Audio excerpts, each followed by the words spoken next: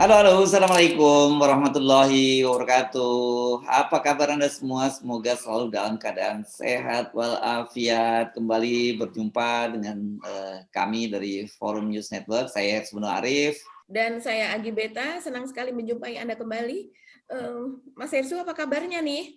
Alhamdulillah, alhamdulillah. Oke, kita ucapkan selamat datang pada sahabat-sahabat kita ya, para viewer of the record, Forum News Network. Selamat datang di dapur redaksi Forum News Network. Seperti biasa, Anda akan kita ajak ngobrol untuk membaca berita di balik berita. Saya kira itu uniknya dari off the record ini dibandingkan dengan channel-channel lain ya. Yang lain, ke channel lain itu mungkin lebih memaparkan berita atau analisis, sama saya sebenarnya poin itu lebih pada analisis tentang itu. Tapi kalau di off the record Anda akan mendapatkan berita di balik berita. Jadi itu keunikan dari off the record. Oke, banyak saya kira yang menarik sekarang kalau kemarin soal Formula E sudah kita bahas banyak ya. Tapi sebenarnya ada yang berkaitan dengan topik yang mau kita bicarakan, yakni berkaitan dengan kehadiran Mbak Puan di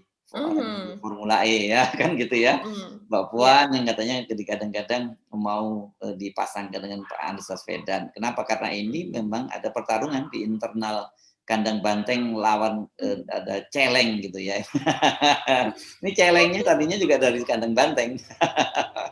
Ya ini Ganjaris ya, yang disebut Ganjaris itu yang kita akan bahas saya kira betul. Tapi nanti ada beberapa topik lain yang saya kira juga perlu kita bahas, tapi yang akan jadi prioritas utama pembahasan kita adalah soal para Ganjaris ini. Siapa sih mereka? Karena dalam dialog di Karnidas misalnya disebutkan bahwa politisi PDIP itu tahu kok siapa yang jadi bohirnya gitu, alias siapa penyandang dananya dari para Ganjaris ini. Dan kalau kita lihat foto-foto, nah ini foto yang ini Mbak ya, ini sih kelihatannya ini memang gerombolan buzzer semua ya Mbak yang jadi Ganjaris ini. Ini ulang tahun Ganjar pertama ini ya, betul ya? Iya, Ganjar first gitu ya, Ganjar pertama ya, menjadi presiden begitu kan, sesuai dengan tujuan ini fotonya saya nggak tahu foto ulang tahunnya atau apa ini, tapi ini sih pasti kalau Anda yang suka sering memperhatikan, kalau saya sih jarang memperhatikan. Ini adalah para satu ini buzzer dan kedua ini gerombolan dari bukan gerombolan, kawanan dari Cokro TV ya, mayoritas ini Mbak ya kita lihat. Betul. Minus PSI yang belum kelihatan ya di sini saya kira ya. Iya, minus PSI mungkin ya, tapi sebenarnya mereka itu kan saling terafiliasi satu sama lain. Kita bisa lihat jejak digitalnya. Orang yang ikut mendirikan PSI adalah juga orang yang mengelola Cokro TV, begitulah ya, bisa dikatakan demikian. Kita tahu namanya, tapi kita tidak perlu sebutkan di sinilah orang tersebut, begitu. Itulah makanya pada banyak acara itu terus kemudian misalnya seperti kemarin Bang Yos yang digoreng rame-rame soal dia TKA Cina itu juga dari PSI, Grace Natali itu mengudarakan pendapatnya itu di Cokro TV, Mas Hersu, karena memang kalau berdasarkan jejak digital mereka itu satu grup gitu. Jadi mereka satu grup dalam hal orang yang ada di belakangnya gitu. Jadi orang yang ada menjadi petinggi di PSI adalah orang juga yang mendirikan Cokro TV, dan juga media yang satu, ada media lainnya lagi, tidak hanya satu, ada beberapa begitu yang kemudian memakai nama dia si orang ini begitu. Nah, jadi pada kita kembali kepada ulang tahun Ganjaris ini ketuanya adalah Kuntet, yaitu yang selama ini dikenal Kuntet itu Eko Kuntadi, yaitu salah satu dari orang yang memang aktif di Cokro TV tersebut begitu. Dan kemudian ini sebenarnya Ganjaris ini sebelumnya ketuanya kalau tidak salah namanya orang yang bernama Mas Jopre. Begitu. Mas Jopre ini adalah juga seorang buzzer begitu. Nah, terus kemudian pada akhir tahun lalu itu ada pergantian untuk Kornas atau koordinator nasional, dan kemudian sekarang dipegang oleh Eko Kuntadi ini. Nah, kemudian pada acara ILC ini diundang oleh Pak Karni ya. Kemudian berhadapan dengan Trimedia Panjaitan dari PDIP, politikus PDIP, dan lagi kencang hajar Ganjar ini dia ya. Iya, dan kita tahu Mas Ersu juga membahas bersama Bang Rocky bahwa Trimedia Panjaitan ini bersama Masinton dari PDIP juga. Masinton Pasaribu. Ya, Masinton Pasaribu sesama politikus senior lah ya dari PDIP ini, suara mereka adalah suara dari Mbak Mega, dari Bu Mega begitu. Jadi apa yang dikatakan mereka itu ya tentunya adalah atas persetujuan Mbak Mega. Kita bisa melihat itu sebagai kepanjangan lidah lah dari Mbak Mega. Dan ini menarik sekali. Saya bacakan ya Mas Hersu apa yang dikatakan oleh Bang Trimedia Panjaitan ini kepada Eko Kun tadi. Relawan ini duitnya dari mana? Apa iya relawan kerja sendiri? Saya ini politisi, konkret kalau sudah bertarung. Kalau jual kaos mana kena bagi saya? Tolong saya minta Ganjaris jujur. Kita tahu siapa-siapa bohirnya. Kita juga tahu Ganjaris setiap kegiatan membagikan sembako. Kami ini orang politik, jangan digurui. Rakyat jangan dibodohi. Seakan-akan relawan itu tak perlu duit. Begitu. Ini jawaban dia karena Kuntet tadi menjawab bahwa uangnya berasal dari jualan kaos, Mas Hersu, dan ini juga dari semangat profesional gitu. Anda ingat dulu kawan Ahok, ya kan? Ingat ya waktu kawan Ahok itu kan juga gitu katanya ngakutnya jualan kaos, ngumpulin duit dari para donatur, dan orang-orangnya juga orang-orang itu juga sebenarnya yang dibalik ini ya semua ya, di pola yang sama. Jadi makanya nggak salah kalau kita nyebut sebenarnya memang Ganjar ini kan mencoba menggunakan track yang sama persis seperti dilakukan oleh Pak Jokowi, gitu ya. Jadi mengincar tiketnya dari PDIP kan gitu ya, dan dengan polanya sama itu membranding orang dengan lembaga survei, terus kemudian juga relawan seperti itu. Dan tapi kan Bu Mega kelihatannya nggak mau kecolongan yang kedua kalinya gitu ya. Kalau pada waktu Pak Jokowi kecolongan dan sekarang Bu Mega nggak mau kecolongan, dan feeling Bu Mega ternyata benar karena sekarang ini kan PDIP harus berhadapan dengan Pak Jokowi karena ketika berbeda pilihan gitu, dan Ganjar melakukan hal yang sama soal ini ya. Iya betul Mas Hersu. Jadi ini seperti copy paste begitu ya. Dan juga ini adalah relawan bundling. Jadi berfungsi dua gitu sebagai relawan Pak Jokowi dan juga relawannya Ganjar gitu. Jadi kita bisa melihat siapapun sepertinya ya, siapapun relawan Pak Jokowi adalah juga relawan Ganjar. Dan ini kita bisa lihat juga ketika Pak Jokowi menghadiri acara Projo ya, yang diketuai oleh Ari Budi Setiadi itu yang di Borobudur juga di daerah sana.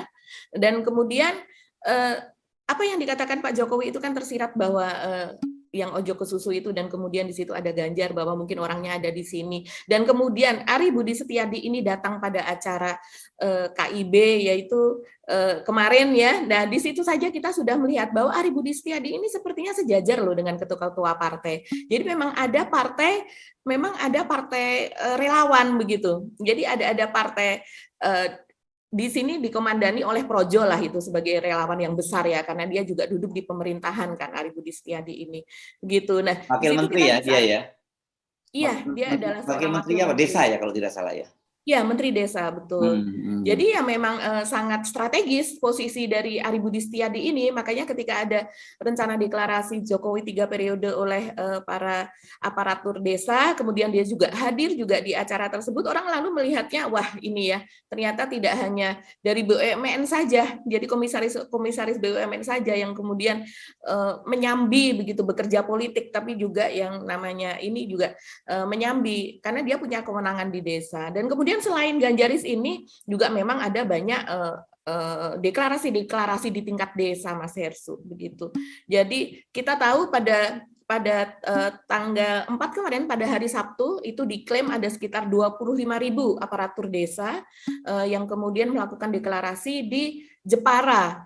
Kalau saya lihat memang orangnya banyak sekali dan katanya itu datang dari 32 provinsi. Mungkin ada 2 provinsi yang mereka belum ada cabangnya begitu ya, belum ada DPD-nya, tapi mereka mengatakan bahwa itu aparatur desa dari seluruh Indonesia. Wah, luar biasa. Dananya dari mana ya Mas Hersu kira-kira ya? Lah ya itu yang disebut oleh Trimedia, saya tahu bohirnya itu, karena kalau kita lihat kan ini ya Ganjar ini identik dari Jokowi lah, dan Bung Rocky Gerung misalnya menyebut sebagai the little Jokowi gitu ya. Jadi ini kan saya juga pernah menyebut bahwa Ganjar ini adalah skoci penyelamat kalau Pak Jokowi itu tidak bisa lagi maju sampai 3 periode gitu ya. Meskipun sekarang kita melihat ini ada tanda-tanda berarti Pak Jokowi mulai lebih serius menyiapkan skocinya karena mulai deklarasi di mana-mana gitu ya. Walaupun tetap saja saya mengingatkan bahwa prioritas utama itu tetap Pak Jokowi yang akan maju gitu. Jadi jangan menganggap bahwa ini sudah tutup buku ya, wacana 3 periode itu jangan dianggap tutup buku. Wacana itu masih terus berlanjut, dan kan sebenarnya waktu itu ketika beliau menyebutkan ojo ke susu itu kan bagian dari itu. Kenapa? Karena memang pada waktu acara di Borobudur itu sudah mereka itu sudah menyiapkan diri untuk deklarasi Ganjar kan gitu ya, dan itu disampaikan sendiri oleh banyak fungsionaris projo, termasuk Joman juga. Kalau Joman meskipun tidak hadir tidak di situ, tapi dia undangan VIP di situ, mereka sebenarnya sudah bersiap-siap untuk mendeklarasikan Ganjar sebagai calon presiden. Tapi kan pada waktu itu Pak Jokowi menyatakan ojo ke susu. Itu artinya sebenarnya Pak Jokowi tetap menyiapkan skoci, Ganjar sebagai skoci, tapi di satu sisi sebenarnya opsi utamanya tetap adalah bagaimana Pak Jokowi bisa maju 3 periode. Nah, kalau sekarang mulai kencang ini ya, mulai kencang deklarasi itu, saya kira ya ada indikator memang agak sedikit melemah niatan untuk 3 periode, tapi tetap saja jangan ditutup bahwa itu 3 periode ditutup. Nah, siapa sih kendaraannya? Kendaraannya jelas tadinya kan orang tidak salah kalau banyak orang yang menduga bahwa Golkar, PKB, P3 dan PAN itu akan digunakan oleh Jokowi sebagai kendaraannya gitu. Dan kecurigaan itu kan semakin nyata yang tadi Anda sebut dalam pertemuan dalam silaturahmi nasional yang berlangsung di mana di hutan kota Senayan ya, hutan kota di Senayan itu kan hadir Pak Luhut gitu ya. Dan kita tahu Pak Luhut ini kan adalah dirijen untuk 3 periode, dan kemudian ada tadi ada projo gitu ya, ketua projo. Artinya ya memang ini disiapkan untuk kendaraan dari Pak Jokowi, dan kalau tidak Pak Jokowi bisa gunakan ya Ganjar yang akan disiapkan. Jadi sebenarnya ini kalau orang Jawa menyebutnya sudah cetho welo-welo lah gitu ya. Iya, begitu masifnya ya. Jadi kita sebenarnya juga melihatnya seperti Mas Hersu tadi bilang, ini terang benderang begitu. Kita melihatnya cetho welo-welo. Dan apalagi saat ini kemudian orang juga melihat mempertanyakan bahwa itu juga wajar ya, karena memang deklarasi itu terjadi di banyak provinsi, dan kemudian di semua provinsi, hampir semua provinsi, dan kemudian setelah itu diikuti dengan deklarasi-deklarasi untuk Ganjar Presiden 2024 itu di kabupaten, di kota, bahkan sampai kecamatan, bahkan sampai ke tingkat desa begitu. Dan kemudian seperti kita masih ingat ya, Bara JP pernah mengaku dalam wawancara oleh media begitu bahwa untuk deklarasi itu sekitar 50 juta. Tapi itu dia mengatakan deklarasi yang biasa saja, yaitu deklarasi yang misalnya ada di desa begitu, deklarasi yang sederhana lah, yang biasa-biasa saja di kecamatan dan sebagainya, yang dihadiri oleh tidak terlalu banyak orang. Nah, kita bayangkan bagaimana kalau jumlahnya sampai ratusan bahkan ribuan, menyewa gedung pertemuan loh ini, dan kemudian mereka semuanya biasanya adalah mendapat fasilitas di situ, mereka mendapat juga goodie bag, bahkan amplop begitu kan, biasanya seperti itu begitu. Makanya dan kemudian wajar kalau Pak Trimedia Panjaitan ini kemudian dia bilang mengakui siapa bohirnya, karena ya dia ini bukan kaleng-kaleng lah, dia ini sangat senior, dan dia juga mewadahi relawan. Dia mengatakan di situ bahwa relawan itu kalau tidak ada duit ya mereka nggak bisa jalan. Padahal Ganjar ini selain bagi sembako juga di Sumatera Selatan kalau tidak salah dia juga membangunkan rumah, renovasi rumah, jadi semacam bedah rumah. Ini kan luar biasa sekali, Mas Hersu. Nah, jadi ini kan kalau kita dengar apa yang dikatakan oleh Mas Tong, kita dengar apa yang dikatakan oleh Trimet, ini semacam inside information gitu ya. Ini informasi orang dalam, kan mereka bagaimanapun juga pernah bekerja sama pada Pilpres 2014 dan Pilpres 2019. Sekarang ini kebetulan saja mereka jadi bersimpang jalan. Itu kan yang jadi masalah, dan makanya kenapa kelihatannya sengit banget gitu kan PDIP. Betul. Pengakuan dari Pak Trimedia mengatakan bahwa jangan salah, dia ikut menggolkan Ganjar menjadi gubernur gitu. Nah, pada saat periode pertama itu Ganjar menjadi gubernur itu adalah atas ini Pak Taufik Kemas ya, almarhum, dengan Puan begitu. Jadi mereka tahu persis bagaimana dukungan, cara menggerakkan relawan-relawan ini kepada Ganjar gitu. Jadi dia tahu persis bagaimana, dan kemudian itu dilakukan gitu sekarang ini. Jadi kalau seandainya dia mengatakan demikian ya itu sangat-sangat wajar. Mereka juga bisa memprediksi berapa uang yang beredar itu begitu. Kita juga masih ingat Mas Hersu, sebuah unggahan Ganjar ya tahun lalu itu adalah soal rokok ya, soal rokok. Dan kemudian Ganjar ini kan ada di Jawa Tengah. Memang unggahannya itu antara lain adalah keprihatinan soal video tersebut. Jadi dia melakukan monolog keprihatinan soal buruh-buruh pabrik rokok begitu, yang sebaiknya kita ada dari pemerintah pusat maupun daerah ada keberpihakan kepada buruh rokok agar apabila pemilik industri rokok itu kaya raya, sebaiknya buruhnya juga demikian, gitulah kurang lebih. Tapi di situ dari bungkus narasinya kita bisa melihat bahwa ada keberpihakan dia terhadap pabrik rokok tersebut begitu loh. Jadi di balik dari monolog dia itu memang ada pesan tertentu, dan kemudian kita juga bertanya-tanya kenapa tiba-tiba dia membicarakan itu gitu. Dan kita tahu siapa bohir Pak Jokowi dulu kan ketika Pilpres begitu, bagaimana peran Pak industri rokok atau para pengusaha rokok ini begitu, dan Ganjar di situ menyebutkan bahwa mereka itu menyumbang cukai sekitar 170 triliun para pengusaha rokok tersebut. Itu kan kalau untuk sekedar untuk mendukung Ganjar untuk menjadi presiden itu hanya butuh berapa triliun Mas Hersu? Sekitar 9-10 triliun atau berapa, itu kecil sekali kan ya? Ya, kecil sekali ya. Ada yang nyebut seperti itu, tapi sebenarnya saya percaya angkanya jauh lebih besar dari itu, gitu ya. Tiket saja gitu untuk satu partai itu udah sampai 1 triliun untuk tawaran sekarang ini angka terbaru yang saya dengar ya. Angka yang terbaru yang saya dengar untuk masing-masing partai itu mereka minta kalau untuk tiket itu disediakan angka 1 triliun. Itu partai bukan ya level atas tapi bukan paling atas lah gitu, bukan yang suara terbanyak gitu, itu minimal 1 triliun gitu. Jadi saya kira tiket untuk partai politik saja kalau perlu 2 atau 3 partai politik itu sudah sekitar 2 triliun sampai 4 triliun kira-kira jumlahnya seperti itu. Belum yang lain-lain gitu. Dan tadi kan para relawan ini juga bukan relawan gitu. Kalau relawan betul itu kan hanya orang yang betul-betul relawan. Kalau ini kan relawan macam-macam ini. Ada yang ini kan Anda pernah cerita pada saya pengakuan dari Abu Janda dulu misalnya ya. Itu ada relawan yang kemudian jatahnya komisaris kan gitu ya. Nah, ini artinya relawan nanti bayar nomor bukti, nomor belakang gitu setelah berhasil baru dapat. Ada juga yang cash and carry kan, model si Abu Janda mengakunya begitu juga kan, dia dapatnya. Iya betul. Ya. Ketika diwawancara oleh seorang wartawan dari media, dia mengatakan, ditanya, kenapa Anda tidak menjadi komisaris begitu, sementara relawan yang lain menjadi komisaris.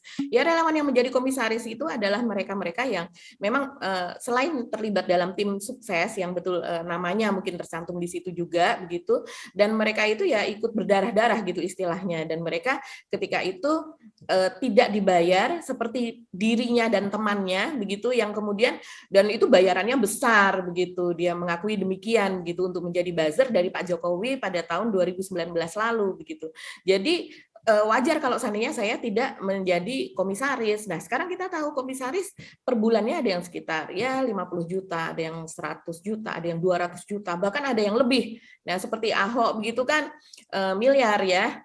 Nah, jadi ya wajar kalau seandainya sekarang ini mereka menjadi relawan ini, ya kita wajar kalau kita tidak percayalah gitu kalau seandainya itu adalah berdasarkan dari jualan kaos terus kemudian melakukan deklarasi juga di gedung Pertamina loh kemarin itu, yang acara ulang tahun dari Ganjaris ini adalah di gedung pertemuan Pertamina di Jakarta Timur, dan kita juga tahu mereka strukturnya ada di berbagai daerah, terus kemudian juga acara-acaranya itu seperti misalnya ada konvoi mobil, ada bagi-bagi sembako, terus kemudian ada acara-acara yang dikemas yang tentunya acara-acara berbiaya. Oke, nah tapi artinya gini, kita dengan sekarang ini makin clear kan, kita kemarin menyebut sekarang ini bahwa mainan baru buzzer ini adalah Ganjar kan gitu ya. Waktu itu kita juga membahas bahwa kelihatannya petugas baru yang dipilih itu petugas oligarki yang dipilih itu sekarang Ganjar, itu clear ya mainannya, dan tugasnya apa? Tentu saja ini mengamankan kepentingan bisnis para oligarki ini gitu. Nah, kita bisa membayangkan kan kalau Ganjar kemudian yang terpilih menjadi presiden nantinya seperti apa? Ya kira-kira nggak akan jauh desain sosial dan politiknya Indonesia akan seperti sekarang, seperti Pak Jokowi selama 2 periode ini kan gitu. Iya betul Mas Ersu. Saya jadi teringat gara-gara Mas Ersu bicara begitu. Kalau seandainya pemirsa off the record itu menanyakan kira-kira seperti apa, ya kira-kira seperti nasib minyak goreng inilah. Minyak goreng ini di belakangnya adalah para oligarki. Dan kemudian kita tahu Pak Luhut itu adalah orang yang serba bisa begitu ya. Pada tanggal 25 Mei kemarin dia mengatakan bahwa paling cepat 1 minggu, tapi paling lama 2 minggu itu minyak goreng itu pasti sudah masuk ke target pemerintah, yaitu harga 14.000 per liter itu untuk minyak goreng curah. Dan sekarang kita tahu sekarang tanggal berapa Mas Irsu? Sekarang tanggal 6 ya. 6 ya.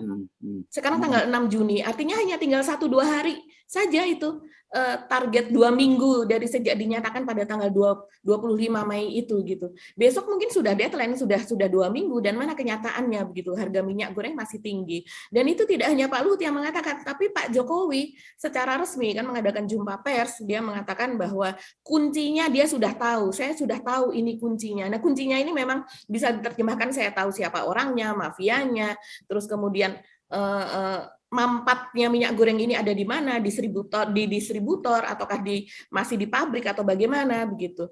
Nah, Pak Luhut juga baru saja 1-2 hari kemarin ya mengatakan bahwa dia tidak segan-segan begitu untuk melawan dan untuk menghukum mereka-mereka yang bermain minyak goreng ini, karena sampai saat ini itu hanya di sebagian daerah saja yang sudah turun, di bagian lain provinsi lain itu masih cukup tinggi.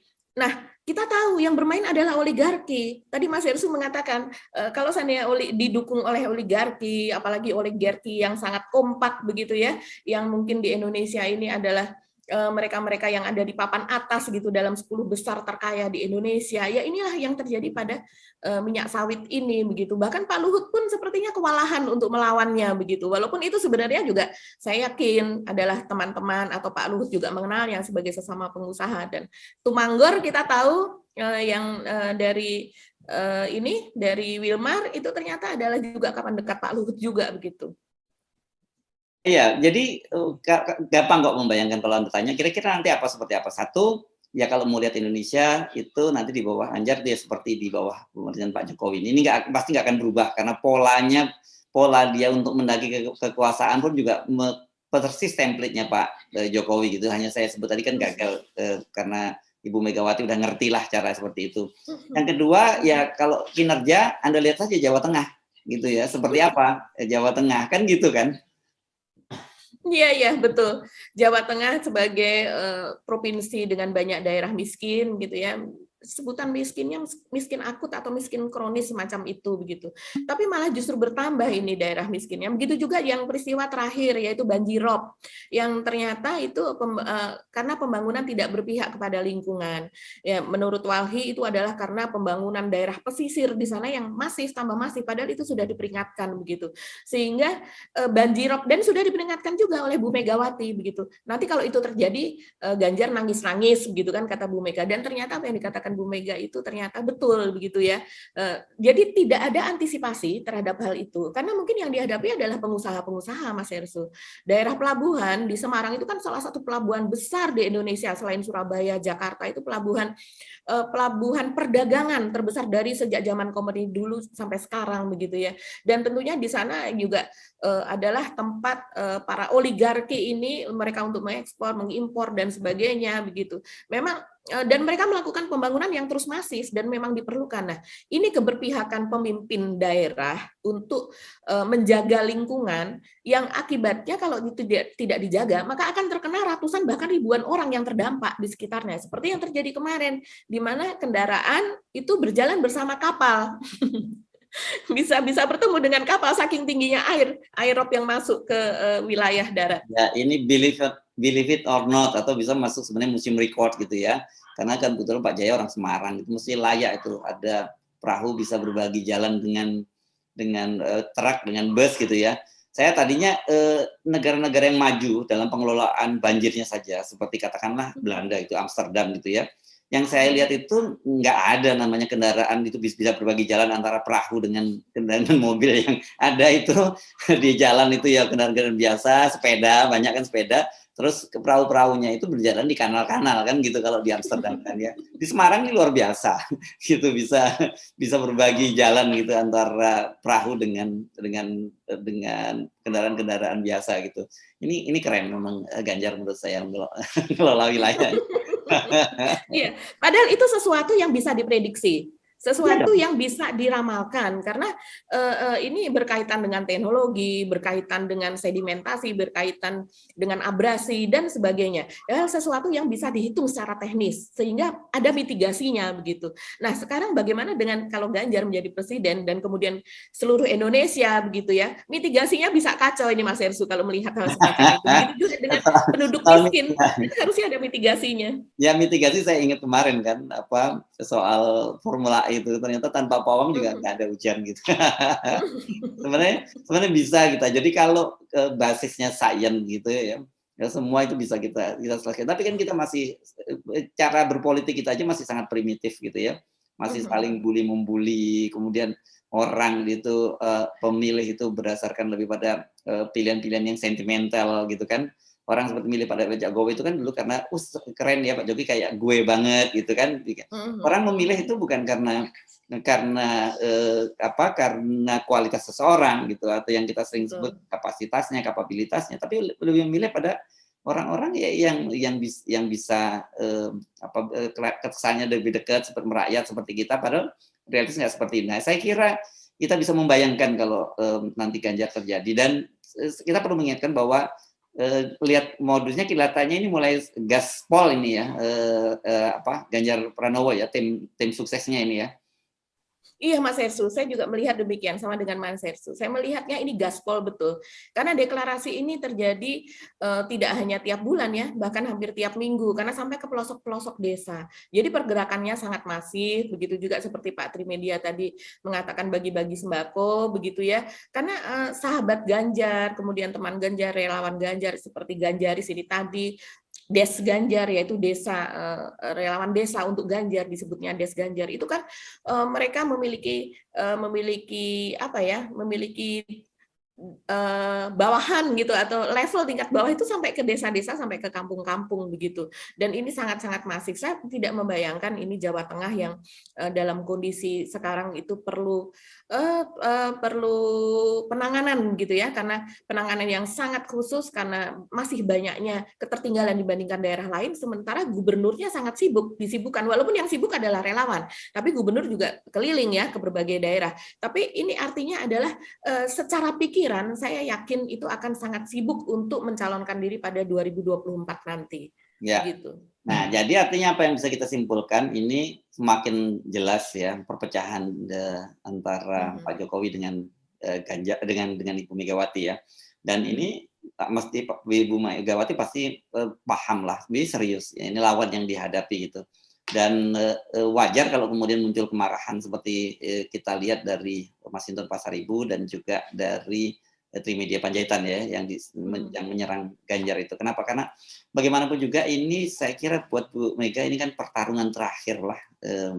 Kita bukan mau mendalui takdir gitu, tapi kan dilihat dari sisi usia dan sebagainya, memang mestinya Ibu Mega sudah mulai estafeta kepemimpinannya kepada Puan Maharani, dan saya kira ini tahun ini adalah